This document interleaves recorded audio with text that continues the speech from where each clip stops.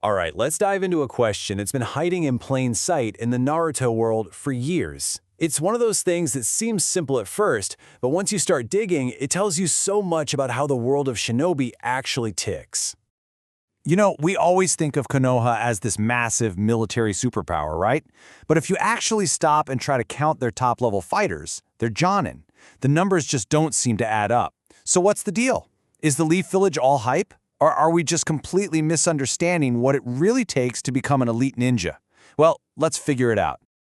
So, first things first, we need to get on the same page. What are we really talking about when we say the word Jonin? I mean, the name itself kind of says it all right, high ninja. This isn't just about being good at one thing. A real Jonin is an absolute master of all trades. They have to be elite across the entire spectrum. We're talking mind-bending ninjutsu, bone-crunching taijutsu, and illusionary genjutsu. They are quite literally the complete package. And this is a super important distinction we have to make. You hear the term special Jonin, or Tokubetsu Jonin, thrown around a lot. Now, these shinobi are definitely elite, but only in one very specific thing. Think of Ibiki Marino. He's a genius in interrogation, but that's his whole deal. He hasn't mastered everything else. And honestly, this difference is one of the biggest reasons the list of full Jonin is way shorter than you'd think. Okay, so now that we know exactly what we're looking for, it's time to actually do the math. We're going to do a full-blown investigation, a head count of every single Jonin in Konoha at one specific point in the story. We're going to plant our flag right at the start of Shippuden. It's honestly the perfect time. The village is mostly stable, and it's before all the crazy wars really kick off, so we have the best data. The mission is simple. Count every Jonin that Tsunade could pick up the phone and call for a mission. But first, for some perspective, we need a baseline. How big is Konoha's total military force? Well, we know the entire Shinobi Alliance in the Fourth Great Ninja War was about 80,000 strong. So, being conservative, we can estimate Konoha's piece of that pie is around 15,000 shinobi. Now remember that number. It's going to be really important in a minute. Let's start with the easy ones, the ones everybody knows.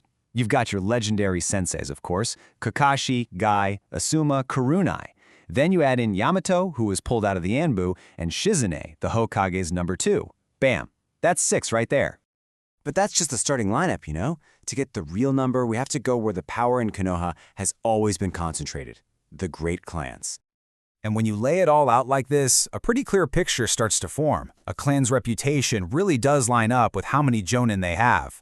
The world-renowned Yuga clan is at the top with 5. The super smart Nara are right behind them with 4. But man, look how fast that number drops off. The Akimichi have 3, the Yamanaka have 2, and then you've got major clans like the Aburami and Inazuka with just 1 confirmed Jonin each. Those are some shockingly small numbers for such prestigious families.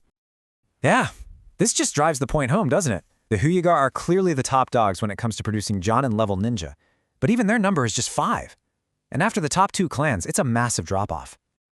But hold on, we're not quite finished. We've got a couple of wild cards to add to the deck.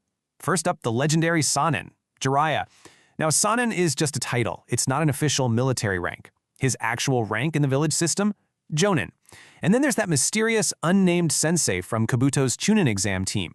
He's a confirmed Jonin we know basically nothing about. So, you take the famous faces, you add in all the clan members and our 2 outliers, and you get a grand total of 24. Just 24. Out of a military of 15,000 shinobi, we can only confirm 24 Jonin. That just feels wrong, right? It seems impossibly low.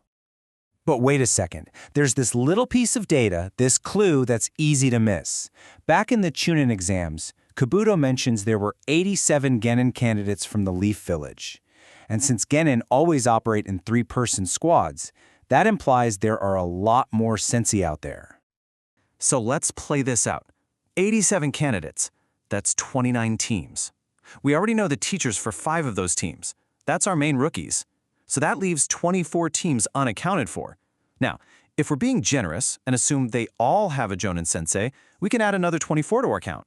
That doubles our total to 48. But even with that generous assumption, 48 out of 15,000, that's still a crazy exclusive club. So we've got our number. And it is tiny. Which brings us to the real question here. Why? Why is the highest standard rank for a ninja so ridiculously hard to get? The answer really starts with changing our whole perspective. As the audience, our view of power is completely warped. The entire show, we're following walking demigods, once-in-a-generation prodigies. We're watching the exceptions, not the rule, and it makes the power of a normal Jonin seem way less special than it actually is. When you get down to it, there are three main reasons. One, it is just incredibly, brutally difficult. Most shinobi top out as Chunin, which literally translates to journeyman ninja, and that's their career. Two, reputation is everything. The Jonin rank is Konoha's stamp of quality. If they started handing that out to just anyone, the village's credibility and their ability to get high-paying missions would tank. And three, and this is a big one, there is no Jonin exam. You don't test for it. You are handpicked by the Hokage when they decide you are ready, period. If you want to see this power gap in action, just go back to the very first arc in the Land of Ways. The Demon Brothers, they were feared Chunin from the Hidden Mist. For Naruto, Sasuke, and Sakura, they were a terrifying life-or-death threat. For Kakashi, a Jonin, they were a Tuesday. He took them both out in seconds without even trying. That is the difference.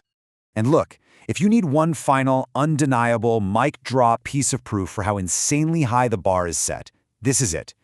Tsume Inuzuka, Kiba's mom, and the powerful head of the entire Inuzuka clan, is a special Jonin, not a full Jonin. If the leader of one of Konoha's most famous and powerful clans doesn't meet the standard for all-around mastery, that tells you everything you need to know about how exclusive this rank really is.